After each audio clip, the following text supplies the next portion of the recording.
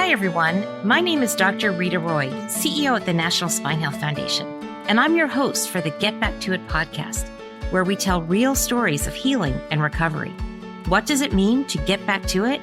It means overcoming a spine problem through treatments that work in order to return to the people and activities you love, whatever that looks like for you. It means getting back to your life. We're here to share the success stories of those who did just that. And some of these stories you're not going to believe. At the Get Back to It podcast, our goal is to tell stories of spinal champions who've been able to achieve a better quality of life through spinal health care. In today's episode, I'm thrilled to be joined by Peggy Schmidt Provenzano from St. Paul, Minnesota. Peggy had been dealing with scoliosis her entire life. She tried everything she could to not let this stop her from living a life of fitness and movement.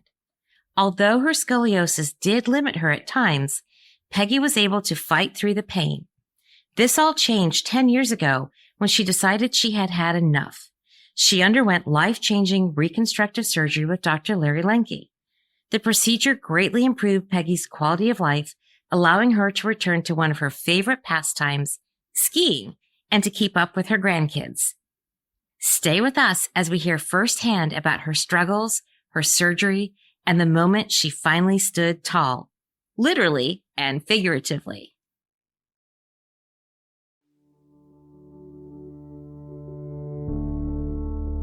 Peggy was only 14 years old when she found out she had scoliosis. Oh, that was a long time ago. But first of all, Rita, thank you so much for allowing me to share my story and be a part of this podcast so that others can have a hopeful outcome.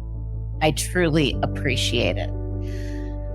My mom was a physical therapist and had worked in the field of scoliosis and polio. Through her work, she understood how the body performs. When I was a teenager, she determined that I had a little bit of a thoracic scoliosis, which is the sideways curve in the part of your spine that makes up your upper and middle back, but not enough to do anything about it. However, 13 years later, things escalated into something far more serious for Peggy. When I was 27, I worked at PwC in Minneapolis. I went to the bathroom, leaned over the sink. Suddenly, I felt severe pain in my mid-back. It was so intense that I passed out on the floor. A good friend of me found me on the floor, called 911, and I was rushed to the hospital in an ambulance. At Abbott Northwestern Hospital in Minneapolis, a series of x-rays which indicated that my scoliosis appeared to be the cause of my debilitating pain that day at the office. I was given some painkillers and was sent home to rest. After a few days, I returned to work. I decided to initiate some strength classes for my core and my back. In addition, I did many other exercise classes, and it seemed to truly manage my symptoms. Despite that scary situation, Peggy tried to live her life to the fullest. She tells us how she worked around her symptoms and what daily life was like.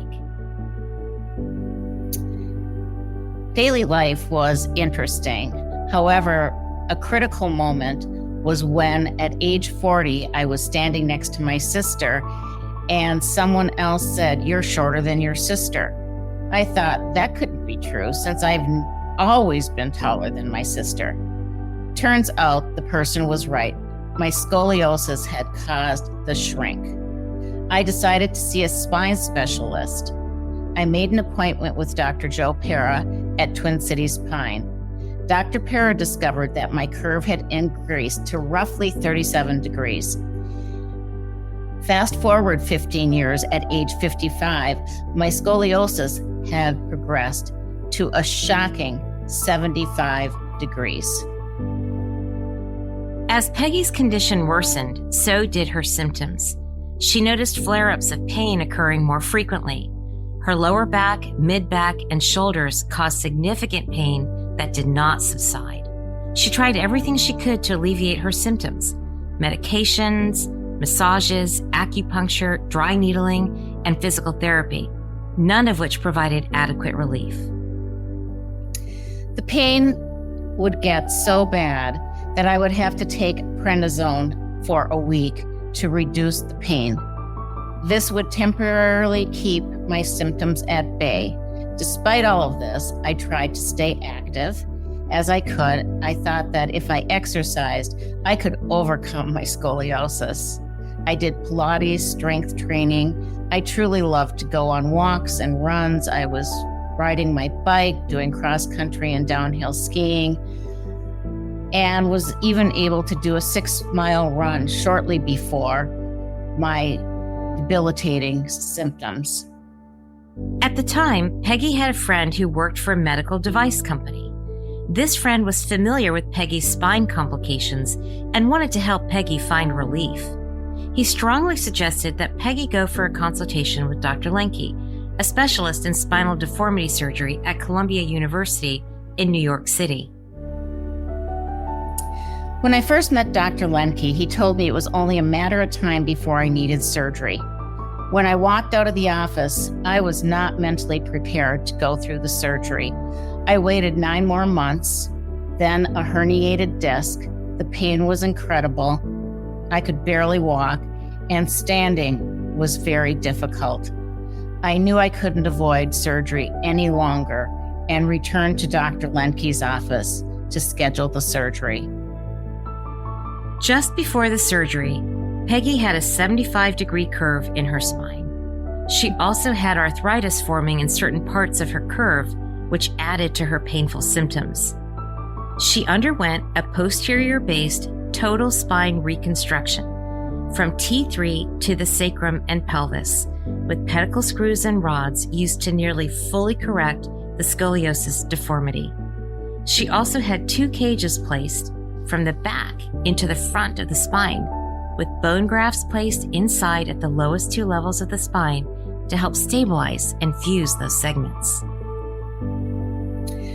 The first 48 hours after surgery was difficult. It was difficult to move without pain, and with increased movement, the pain was incredible.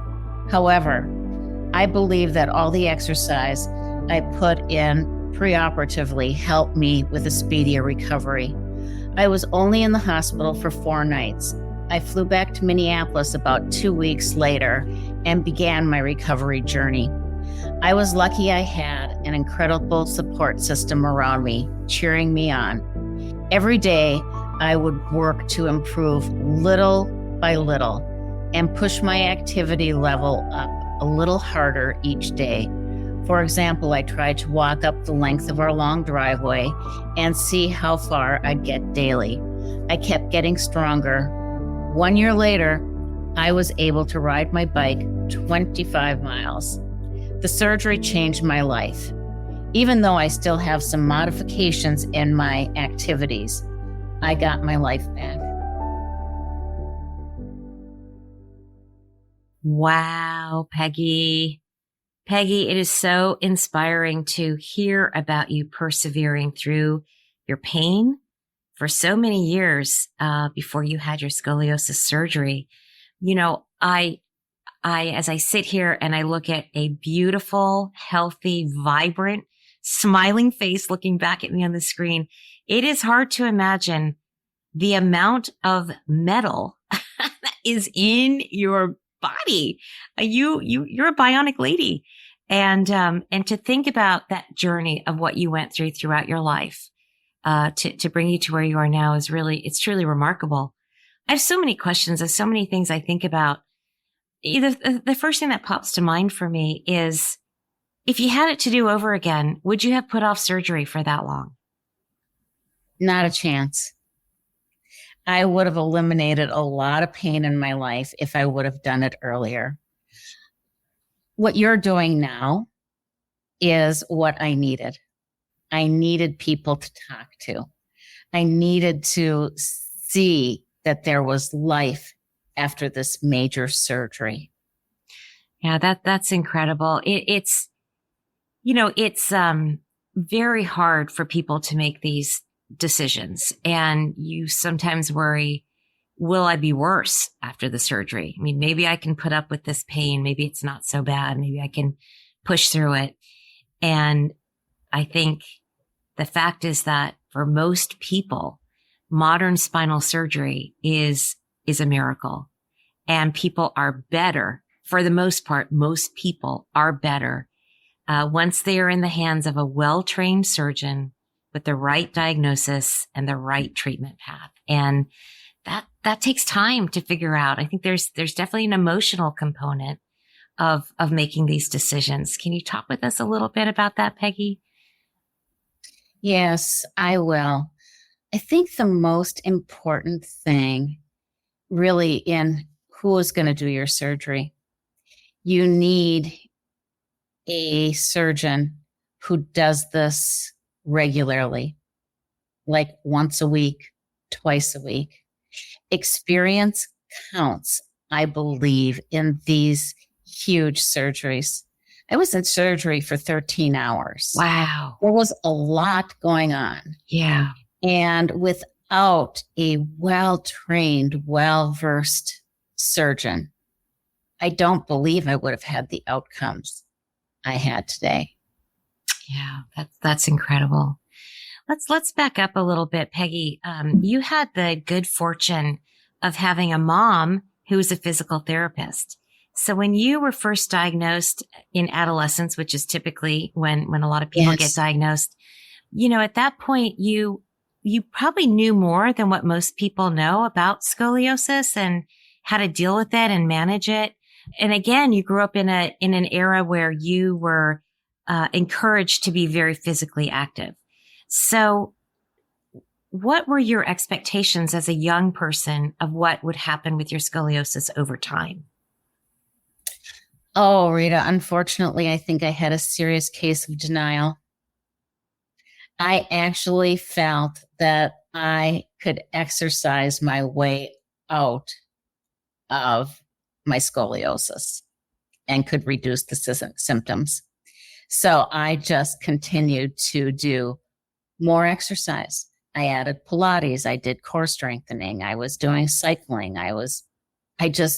Anything I could to keep moving, which at the end of the day, I believe was a huge benefit. Yeah, for sure. I went into surgery really, really strong.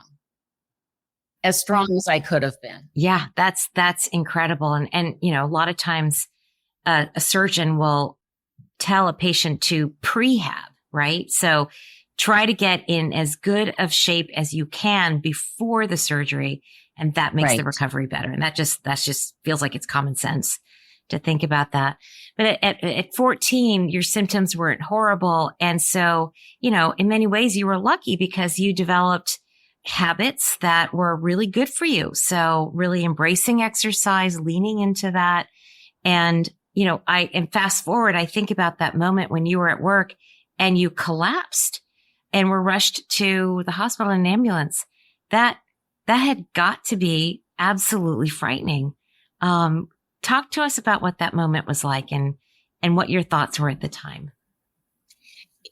It was extremely frightening. And they couldn't find my husband because it was pre-cell phones. Oh, which just seems like a stitch at this point. So the woman who found me on the floor, who actually was a very good friend and continues to be a good friend, went in the ambulance with me because nobody else knew who should go with me. Right. And she is a very competent woman, but I just couldn't believe it. And I thought, well, I'm just having a severe back spasm. And I can remember going home and laying on the floor because someone told me that it was good to be on something that was hard. So I slept on the floor for a couple of days. Oh my gosh. Took a few pain pills and went back to work. Wow.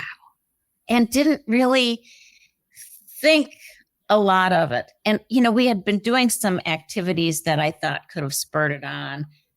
However, I don't think I was listening to the doctor completely when he was telling me about my scoliosis. Interesting. I had everything else going on in my brain about the activities I had done, what I had participated in, working too much, all those things were the cause. not And that's the amazing that scoliosis. when you're in that moment and you're meeting with, with a spine expert, really, any doctor, I think really, but I'll put myself in your shoes because when I was a patient with the back spondy and my surgeon was talking to me about the fact that I needed to have a fusion to fix this thing. And this would, take care of any paralysis I was having. I didn't hear anything he was saying. I just couldn't hear it. I didn't remember what he said. And I'm a medical person. I trained in surgery and I became a patient who just all I could think about was my kids, my family, how am I going to do this? What's going to happen to me? I couldn't hear what he was saying. And I think that's such a tough place to be. And part of why we do what we're doing is to provide an outlet and a place for people to come and meet others and hear stories and get informed so that when they do get in front of their doctor, they can maybe have a list of questions and write them down and take notes and remember what's being said. Because that's just, I would have a couple of things I would like to add to that. Yeah. If you're going in and, you're doing follow-up or whatever, and you look like you're headed towards surgery, or even what you need to do to actively recover prior to or get ready for, to have at least one other person in the room, sometimes two people. Such a good point. Yes. You kind of need to sift Yes. through what's been said. Because as the patient, you're just thinking, how am I going to get out of this? I don't want to be doing this. Yes. Yes. And you're thinking about recovery and what's that going to be like? And how are you going to get to the grocery store? And how are you going to do the laundry? And, like all those just sort of daily living things that you just think, how am I going to do that? And, yes, that is such great advice to have somebody with you at those doctor's appointments. To be a note taker and to be another set of ears to hear what's being told. And it's all just new information, right? When you're first going through it, it is. And, despite the fact I had it for years, I really didn't know a lot about it. Interesting. And that's sad. Yeah. And I'm kind of a forever learner. But I think, again, I'm going to use that denial word. I was just like, I'm getting myself out of this, which is not right. Yeah. Well, I think a lot of people can relate to that. Surgery is not necessarily the first thing that's recommended to people, and it's not necessarily the right thing for everybody with a spine condition. Right. And so I think, you're right to think, maybe I don't need surgery. Maybe that's not going to be the right thing for me. I think, share with us, Peggy, Dr. Lenke was recommending surgery for you, and he said something to you when you were hesitant to have your surgery. When I had my first appointment with Dr. Lenke, he indicated right away that I needed surgery. And he didn't say as soon as possible, but he inferred as soon as possible. And I was there like, no, I'm not ready for surgery. I cannot do it right now. And he looked at me dead on and said, you will know when you are ready. Wow. And 9 months later, I had the incident I knew I was ready. And I would have gone through, honestly, anything at that point in time to relieve the pain, because the pain was horrible. Yeah. So it was really the pain that got you there. Yes. I am not I started out at 5'4". I ended up under 5 feet. What? And now I'm 5'1.5" or 5'2". So I'm still down a good couple of inches. But, I kept shrinking and I still didn't do anything. Oh my goodness. Well, and that, the denial, the not wanting to have, a big procedure and fears about what that could look like. And the fact that you were in really great shape. I mean, you actually were in really amazing shape. So that allowed you to kind of persevere and the pain was tolerable, manageable. Yeah. I mean, 2 weeks before I had the slipped and herniated disc, I had run Crazy Legs in Madison, Wisconsin, which is up a huge hill, down the fraternity row and into Randall Field. It was so much fun. But that's what I did 2 weeks before I slipped and herniated my disc. So there you have it. And so, I think one of the things that the experts tell us is that, you don't want to ever rush into surgery. That's never the right answer. Unless, of course, it's a trauma or, some situation like that. But you also don't want to delay the surgery for too long if it's inevitable, because you run the risk of nerve damage that can be, irreparable, right? And so if you wait too long, your options begin to narrow. So there's sort of this sweet spot in there where the damage is bad enough, surgery is inevitable, but you don't want to wait for too long because it makes it a harder procedure then for the operative team. Absolutely. And I have permanent nerve damage. Mm-hmm. And, that's just a fact of life. And that's on me. It's not on anybody else.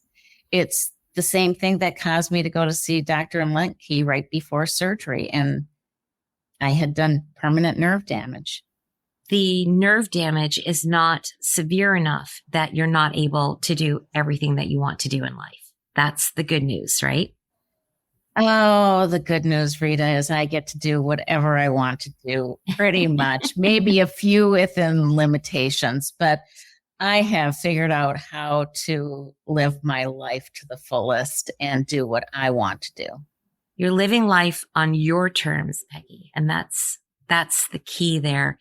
I think another remarkable thing about your story, Peggy, is that you had this surgery 10 years ago. I did. 10 years ago. At that point, you really were sort of out of choices. Like, you had to have the surgery or you were going to risk being disabled, probably. I would have been in a wheelchair. That was exactly where I was headed. Too young to be in a wheelchair at that age. And so a lot of people will say, well, I don't want to have surgery now because I know the technology is getting better. Right. And so a lot of the experts will say, well, yes, technology continues to improve, but what we have now is really good. I think that if you had put that surgery off for 10 more years, waiting for advanced robotics to be here or some other, technical advances that have been here, you wouldn't have the option to have a surgery. No, I would not. And you have to measure that with a fine-tuned line, because you don't want to have it too soon, but you don't want to exceed your opportunity to recover well. Right. And I have recovered well. Yes, I have nerve damage. I have a few other little things, but I can pretty much do whatever I want to do. I may look awkward a little bit getting off the floor because you don't have the curve of your back or something like that. But that is so minor in the big picture of life. But the fact that you can sit on the floor and get up from the floor. There's a good thing. Right? I mean, that's a good thing. Right? I do a very public workout class that does running, rowing, and lifting. I don't run, I power walk. But when I get to the point where I have to lift and you're on the floor, I must look like I'm 100 years old getting off the floor compared to all the 20 and 30 somethings in the class. But I put my blinders on and I don't even care. I just think, I am here. I am working out. I am doing the best I can. That's amazing. And that's the victory. That is that victory. you're there. Yeah. And, let's face it, there are a lot of people at your age, Peggy, that haven't had a spine condition, don't have their entire backs fused, and they can't do it either. No. So, the fact that you've been through what you've been through and you are participating in those classes you win. You win. I win. You win. I win. And, you have to have a little bit of a no cure factor. Right. And I have said I'd like to have a shirt that has my spine before and after on the back. Saying, I have a reason I'm getting up like this. You really have to shut it off and say, no, it doesn't matter. It doesn't matter. And no one's judging. And everyone, we all have our own journeys. And especially in this era of social media and, comparisons and comparing yourself to others, we have to remember, to your point, put the blinders on, focus on self. And it's like, you do you, right? Yes. You do you. And fortunately, you get to be the best version of you that you can be. And that's a gift. It's such an amazing thing. It is absolutely a gift. And one of the things that I've noticed through, recovery of, like in the beginning, they tell you no bending, lifting, twisting, or squatting. Well, the good news is they told me I couldn't do it for 4 months. I couldn't bend, lift, twist, or squat prior to surgery. I was like, wow, how do you not do those things? Well, guess what? When you're recovering, you really can't do a lot of bending, lifting, twisting, or squatting. So your body itself limits you. And then once you're beyond that point, you're recovering and you can do those things again. Right, right. And your mind, there are things that I know I put my socks on a little differently, but I don't remember how I used to put them on. The brain just works its way through whatever you now have. And I think, what I would say to that, Peggy, is that as we age, our mobility changes anyway, right? Absolutely. So it's going to be, absolutely, you're going to do things differently in your 50s and 60s than you did in your 20s and 30s. That's just the normal part of aging. What you're able to do is you're able to do it. and so maybe it's different than other people. Who cares, right? Maybe it's different than you did it in your 20s. It was going to be different anyway. So that's, that's another thing that some spine surgeons will say. And my surgeon said to me, I can't make you 25 again, but I can make you the best 50-year-old that you can be. Yeah. We can't reverse time, but we can give you life back so that you're not disabled and that you're able to live life on your terms. And that's exactly what you got, Peggy. It is remarkable. And we will put on the podcast images of your spine, if you give us permission to do that, because it is really remarkable for people to see what we're talking about here, that your entire back was reconstructed with metal. Mm-hmm. And that's just part of you now. And you just can't tell. And I'm sure that, people will look at you in those gym classes or just going through life and have no idea what you've been through and how you got to where you are. There is that side of what you've been through, but where did I get? And that's the good news. Yeah. I will always be thankful for modern medicine. Yeah. Yeah. That's amazing. So Peggy, what are your favorite activities now? What are you enjoying the most? Well, I had 5 granddaughters in 3 years. Wow. I have a grandson too and 2 step grandchildren. But, those little people are my favorite things to do right now. Yeah. I still do a lot of the exercise classes that we talked about. I still do Pilates. I am going to be 70 this next year, and we've talked about what would you like to do? And I kind of want to go downhill skiing. Do it. Take it slow. Take it slow. No black diamonds for this girl. And those are things you can do when you're younger, but almost anybody you talk to gives up that activity at some point. I'm right there with you, and I'll just share my personal story. I did put skis on for the first time it must have been about 4 years after my fusion. And I thought I had just given up skiing. I was never going to ski again. And I grew up a skier. And I said, I think I'm ready to try this. And I rented short skis, no long ski, just short, almost beginner skis. I forgot how hard it is just to put the boots on, by the way.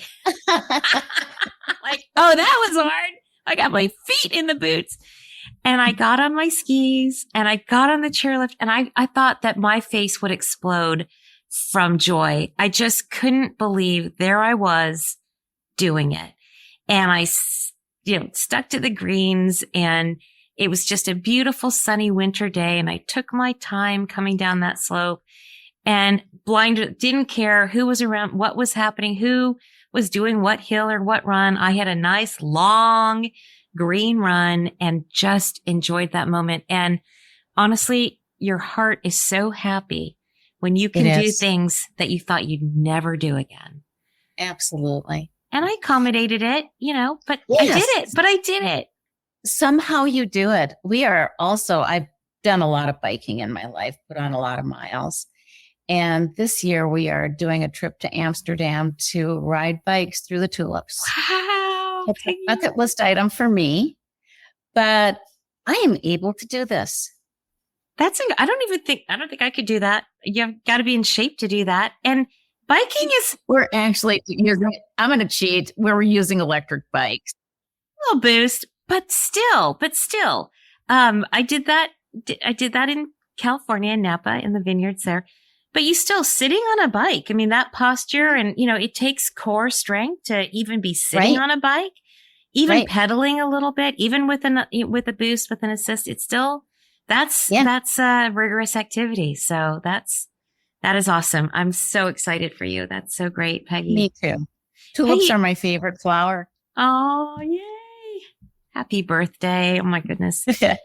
So Peggy, just as we're wrapping up here, you have your grandchildren. As you were going through your spine treatments, were you raising children along the way as well? No? I really wasn't. I was 56 when I had my spine fusion. Or was it 57? I don't know how old I was. But anyway, my children were all grown and all out of the house. I was still working full time. I've owned my own business for years. But my children were around a lot, all of them. So that you mentioned that great support you had after your surgery.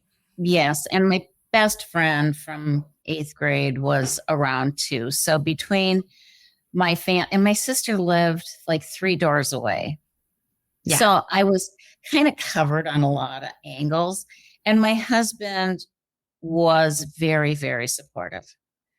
And the lucky thing is, I think in the initial phases, and Rita, you might think this too, you block out what's going on in your home, things that might have been your standard. Well, they're not doing your standard. You don't even care. Yeah. Doesn't matter at all. Right. And there were times where I had to just get up and walk away because I'd fall asleep or I was so exhausted. I couldn't, in that first month or so when you're on the heavier pain meds and your body's healing, all that healing. Right. It's tiring. Your body needs that rest. Right. Yeah. And I had some nerve damage, and that really was not easy in the beginning stages of recovery until I started taking gabapentin. Yeah. And then that's when I really started. But that's what you need to do when you're recovering. Right. So temporary moment there. And it's hard going through it. The days are long, but you get through it. And I guess I had just one last question, Peggy, about your journey, having, had children and had a family, in your younger years, as your scoliosis was progressing. Did you have any back challenges with your pregnancies? Hey, I remember laying on the floor in my office many times. So yes, I did. But you just accommodated, just dealt. You just tell yourself, I'm pregnant. Of course I'm uncomfortable or something like that. Right. Yeah. I just didn't evaluate that stuff as seriously as I should have. And I can remember I had to lay on my side. There were all kinds of things I had to accommodate, but I regularly laid on my floor in my office. Thank goodness I had a private office. Otherwise, it would have been hard to explain. Yeah, that's just amazing. I just think that speaks to your physical fitness, that core physical fitness that started as a young person. Your mom, again, physical therapy, understanding core strength. And, you really did set yourself up to be successful when you finally got to the point where the curve was so severe, the pain was so severe, there was no question it had to be done. Right. And so there's a lesson in there. And I feel like I was given the path to Dr. Lemke, who was really instrumental at the time. Now he has trained many others, and there are others that are wonderful. But I feel like I just had a path through a friend to Dr. Lemke. Isn't that great? And his team. We call them healthcare heroes. They really are the heroes of our world, giving people their lives back. It's amazing the sacrifices they make so that we can have our lives back. It's incredible. He has a nurse that, I mean, you could contact her and no matter what, 15 minutes later, she was back at you. I still contact her and have some interaction with her because I've been a champion for a few of Dr. Lemke's patients where she's asked me if I would do it. And she was on vacation. This might have been 2 years ago. And I sent her an email and she called me from vacation. I'm just like, no. That's amazing. And to your point, that's such an important point. When you are identifying a care team to take care of you, you got to have that feeling that they are going to take care of you. You've got to feel good about it. Trust your team and, make sure that you have that good feeling. And if you don't, get another opinion and find a team that you feel great. You connect with the surgeon, and we all have different personalities. There's all different people out there. So find, well-trained surgeon that's got all the qualifications who you feel comfortable with, right? Absolutely. And, if something doesn't feel right for you in your communications with your providers, then it might not be right for you. It doesn't mean you're wrong, they're right. You have options. Yeah. And more so than anything else, Rita, I think at the end of the day, I feel like we are responsible for ourselves and our healthcare. Mm-hmm. So we have to do what's best for ourselves. And so to that point, to be our own best advocates for our own health, that's what National Spine Health Foundation is here to do, is to give people the information, the knowledge, the tools to support that decision making, because these are really tough decisions to make alone, and to not know where to find trusted, real information that is actually really helpful as you're thinking through the process. What questions do I even ask? I don't even know what to anticipate, right? But to hear another person's story helps you think through what that pathway looks like. I just remember my mentor that I found on the internet said to me, how are you doing? And I said, I am absolutely scared out of my mind. And she kind of started laughing and she's like, I'm here. I'm here to tell you that I'm okay. Yeah. And I'm 4 years out. So, it's a journey. Yeah. And Peggy, so are you mentoring patients now and serving in that capacity for people? I am not. I just do them as Dr. Lemke's nurse needs somebody to do them. But I am more than willing to join your team of champions. Oh, that's awesome. Thank you, Peggy. You are part of our Spinal Champion community, and we are thrilled to have you as a friend and a Spinal Champion and sharing your story with the world. I know that people listening to us are going to feel empowered and hopeful. So thank you for sharing so generously your time and your story and your vulnerabilities and your messages. It's really incredible, and congratulations to you. And happy birthday. Happy birthday. Oh, thank you. That's a ways away, but it's in a year actually, or next January. And I'm just like, my kids are like, what do you want to do? You have options. I have options. I don't know. I don't think I've zoned in completely, but I will be skiing sometime on my 70th year. I know that's there. Nice. Awesome. Peggy, it is such a pleasure to talk with you today, sharing this story with the community.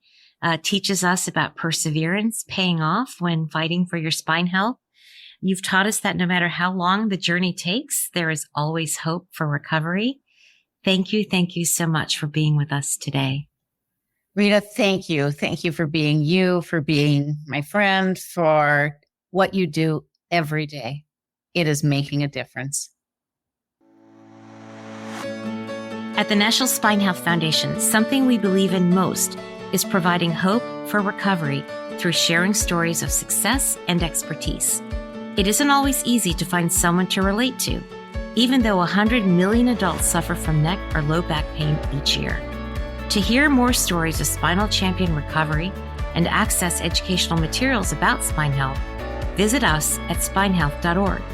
If you're interested in supporting our show financially, you can contribute at the link provided. Thank you for listening.